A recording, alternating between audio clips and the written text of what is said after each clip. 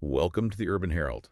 As your team here, we're taking a deep dive today into a truly global crisis, one that's reshaping lives and economies worldwide. Yeah. We're talking about gambling addiction. Yeah. Yeah, a complex behavioral disorder that has really spiraled to unprecedented levels, especially in our digital age.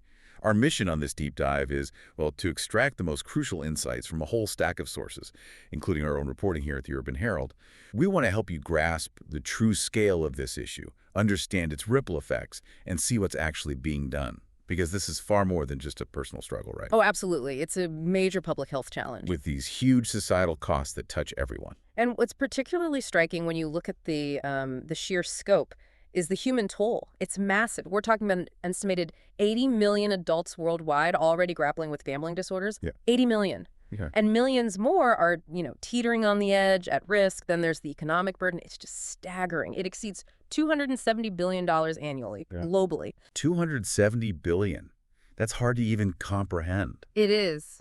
And this isn't just individual suffering, as you said. It sends shockwaves through healthcare systems, it devastates families, and it drains national economies. So for you, our listener, what does all of this mean? We're going to navigate the clinical understanding, look at the alarming statistics, explore how technology has fundamentally altered the landscape, and finally, sort of unpack what effective recovery and prevention truly look like. You're about to get a focused analysis, offering you a shortcut to being genuinely well-informed on this critical issue. Okay, so let's unpack the core of it first. When we say gambling addiction, what we're really talking about beyond, the surface idea, what's happening in the brain. Right. Well, clinically, it's officially recognized. It's in the DSM-5 as a behavioral addiction, and the World Health Organization classifies it as a mental and behavioral disorder. At its heart, it's an uncontrollable, sort of compulsive urge to gamble, even when the consequences are clearly devastating. Despite the harm. Exactly, despite the harm. And what's fascinating here is the neurobiology, the brain science. Research clearly shows it activates the brain's reward system. Much like drugs or alcohol do, it floods the brain with dopamine. That dopamine rush. Precisely.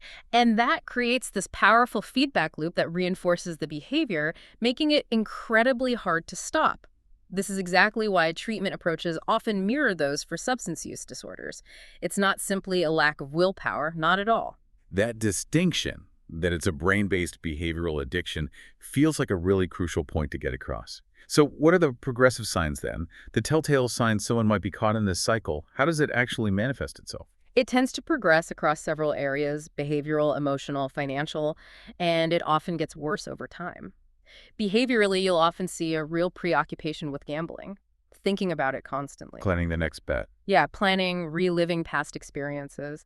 And there's needing to gamble with increasing amounts of money just to get the same excitement. That's tolerance. Right. Really. Just like with substances. Exactly. You'll also see unsuccessful attempts to control it, cut back, or stop gambling altogether. And often there's restlessness or irritability when they do try to reduce it. It's almost like a withdrawal. Okay, and what about the internal world, the emotional toll?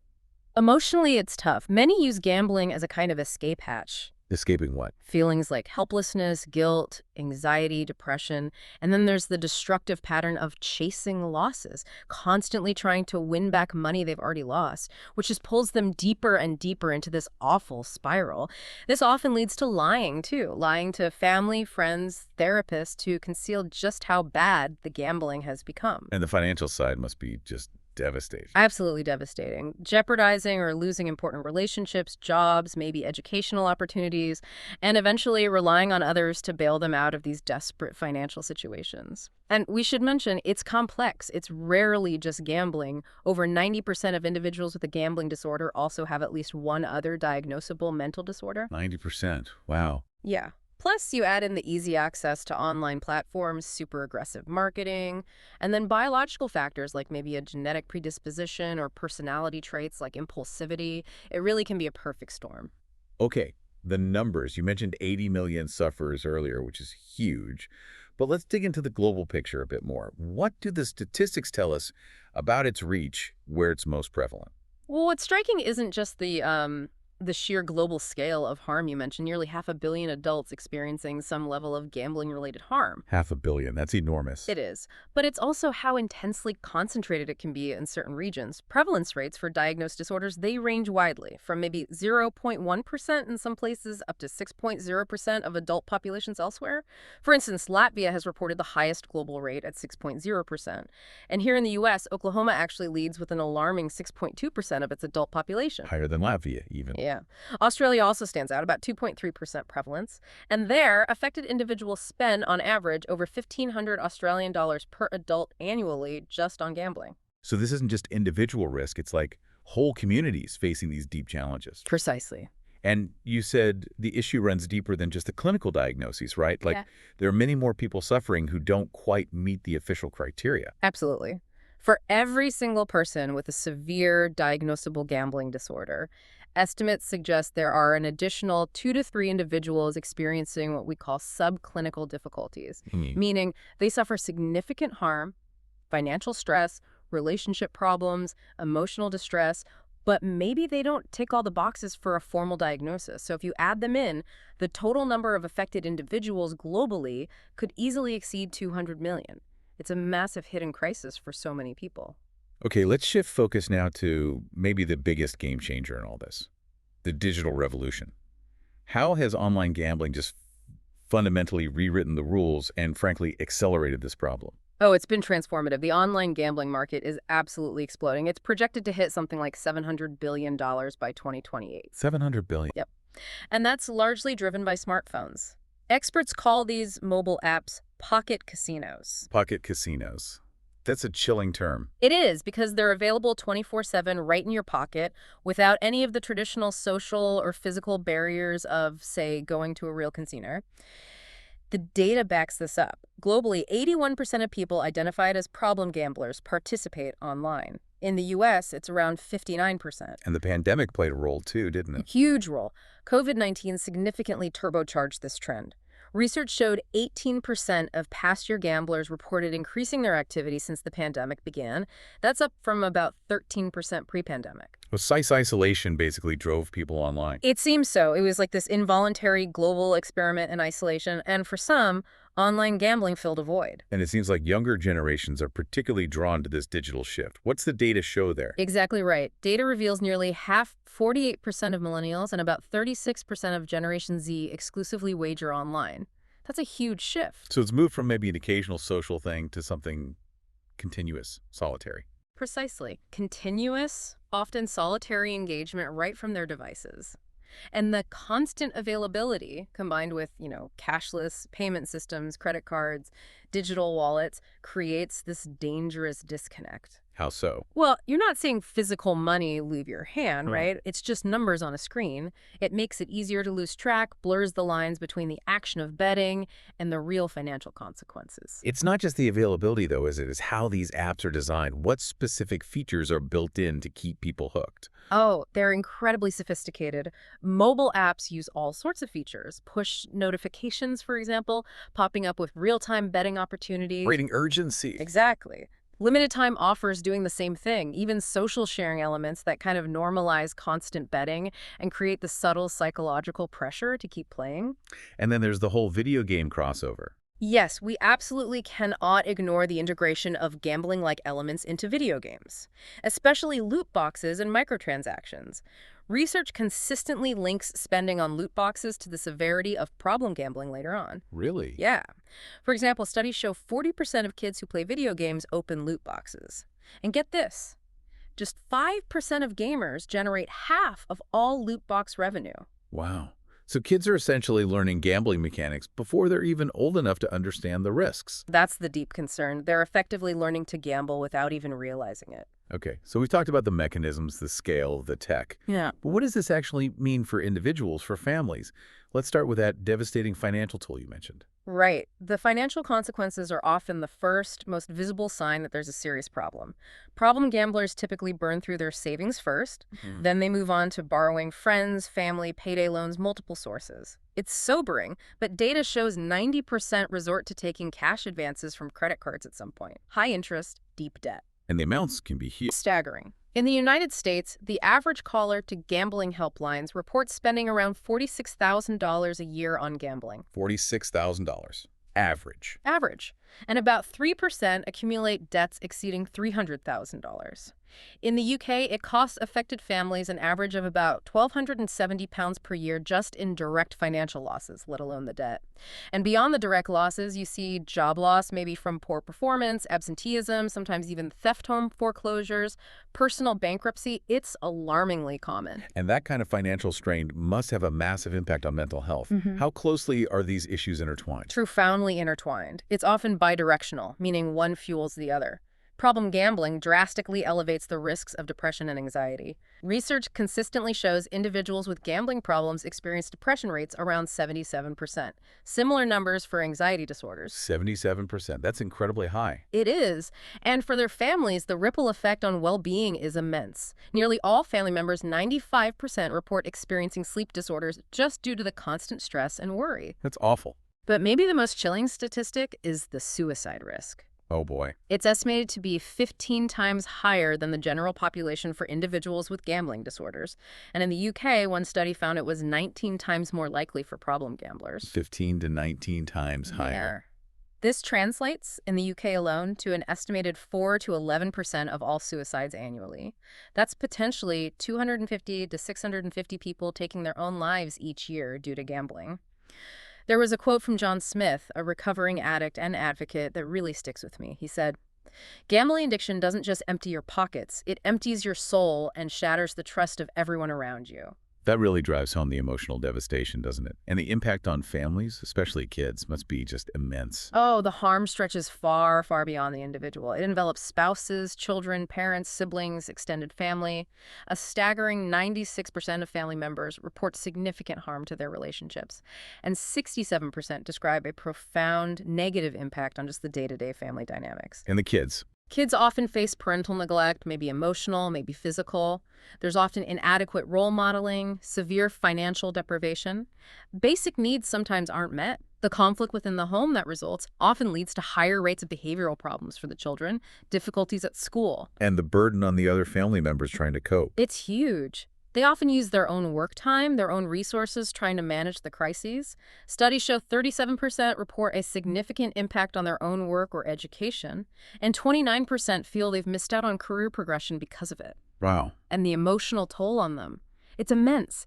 Distress reported by 99%, anger 96%, shame 85%, hopelessness 96%. Insecurity, 83%. These feelings don't just disappear when the gambling stops either, I imagine. No, they often persist. It highlights the need for specialized family support, not just support for the person gambling. Okay, let's connect this to the bigger picture now. Yeah. What are the wider societal and economic costs? Looking at it nationally, globally. Right. Beyond the individual and family, this crisis creates a really substantial healthcare burden. Globally, estimated at over $1.9 billion annually. That affects about 35 million individuals who need some kind of medical intervention related to gambling. And beyond healthcare. Lost productivity is another huge one. People missing work, underperforming. That accounts for another $3.2 billion annually. That impacts around 22 million individuals whose work suffers. Then you have crime-related costs, about $1.8 billion annually. That reflects increases in theft, fraud, embezzlement, often committed to get money to gamble. And social services. Yep. Social welfare costs add another $800 million annually. That covers things like housing assistance, family support services, emergency financial aid, largely driven by the needs of those 45 million affected family members we talked about. So it's a drain on pretty much every aspect of society. Absolutely. Healthcare, workplaces, the justice system, social safety nets, it hits everywhere. So with such a pervasive and incredibly costly problem, what are governments around the world actually doing? Are they managing to balance the, economic benefits they get from gambling taxes with their public health duties? Well, governmental responses certainly vary quite a bit. and that balance is definitely a tricky one for them. The UK, for example, has recently moved to implement a mandatory levy on gambling operators. Mandatory tax, essentially. Exactly. It's expected to raise about £100 million annually, specifically earmarked for research, prevention, and treatment. And that's a really crucial shift from the previous system of voluntary contributions from the industry. Which often fell short, I imagine. Significantly short, yes. Elsewhere, Australia has introduced independently developed safer gambling messages, trying to get away from industry-led messaging. We're seeing several European countries like Norway and Sweden establish national self-exclusion databases, so someone can ban themselves from all licensed online platforms in one go. That sounds useful. It can be. Germany has gone a bit further with some advertising bans, especially during daytime hours, and restrictions on sports betting promotions. And here in the U.S., as more and more states legalize sports betting, the discussions around responsible gambling measures are definitely intensifying, especially given there was a recent study from the University of California, San Diego that revealed a pretty significant surge in addiction following legalization in states that went that route. So legislation is sort of playing catch up with the industry's expansion. Very much so. The pace of change, especially with technology, is incredibly fast. Okay, so given how complex this addiction is, what does effective treatment actually look like? Is there a single silver bullet, or is it more multifaceted? It's definitely multifaceted. There's no single solution, and it often needs to be tailored to the individual's specific needs and circumstances. Cognitive behavioral therapy, CBT, consistently shows the highest success rates in studies around 65% effectiveness. How does CBT work for gambling? It focuses on identifying and challenging those problematic thought patterns and beliefs that fuel the gambling. Things like the illusion of control, the mistaken belief you can influence random outcomes.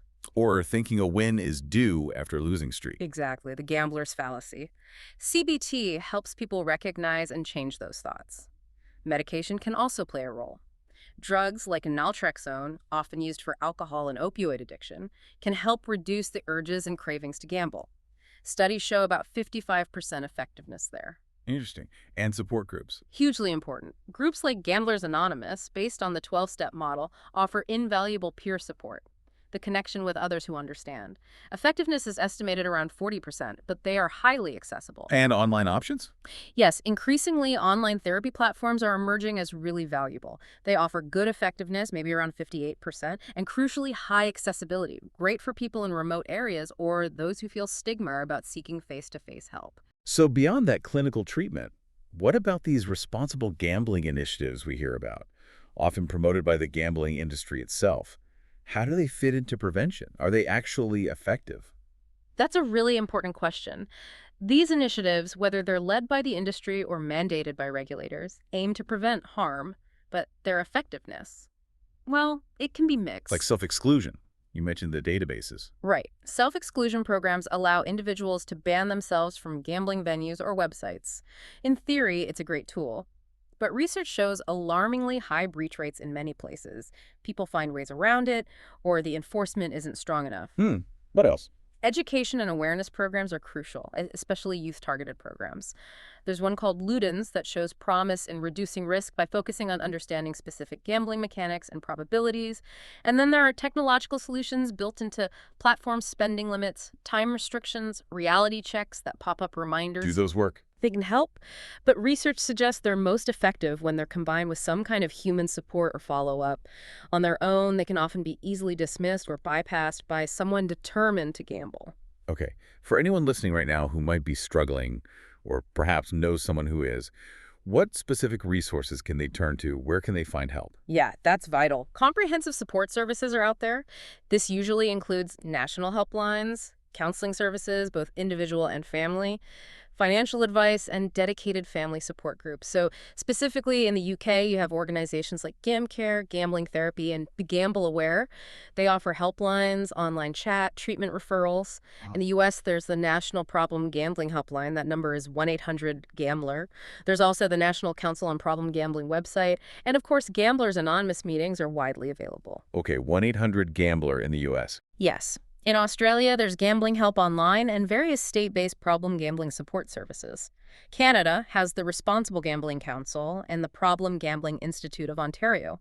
And in Ireland, you can find help through Gamblers Anonymous Ireland, Problem Gambling Ireland, HelpLink Mental Health, and Gambling Care. Many of these offer immediate crisis intervention too, through online chat or even mobile apps now. So help really is available, often 24/7. That's an incredibly valuable list. Thank you. Let's shift gears slightly to another question that comes up a lot, especially as our digital lives just keep expanding. How does the world of gaming addiction, playing video games, excessively intersect with gambling addiction? Is there a clear link there? It's a really fascinating and frankly increasingly blurry distinction. Yeah. Both are recognized as behavioral addictions, and they share similar neurobiological pathways that dopamine reward system again. However, gaming addiction, or gaming disorder, as the WHO calls it, doesn't inherently involve financial risk in the way gambling does. That's the core difference. But the lines blur. Absolutely. They blur significantly with things like loot boxes, skin betting, social casino games, microtransactions within games that mimic gambling mechanics. What's crucial here and concerning is that problematic gaming can serve as a gateway to gambling problems. A gateway. How so? Longitudinal studies that follow people over time, have shown that having gaming problems at one point can actually predict the development of gambling problems 2 years later, especially in young people. Interesting.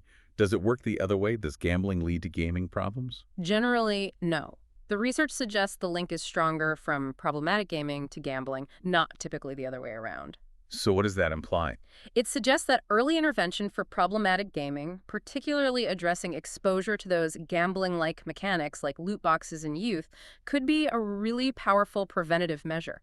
It might stop some individuals from progressing down the path towards a gambling addiction later on. Fascinating. Okay, looking ahead now to the horizon.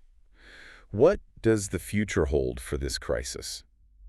Are there emerging technologies that pose new risks? And maybe also some that offer new opportunities for solutions?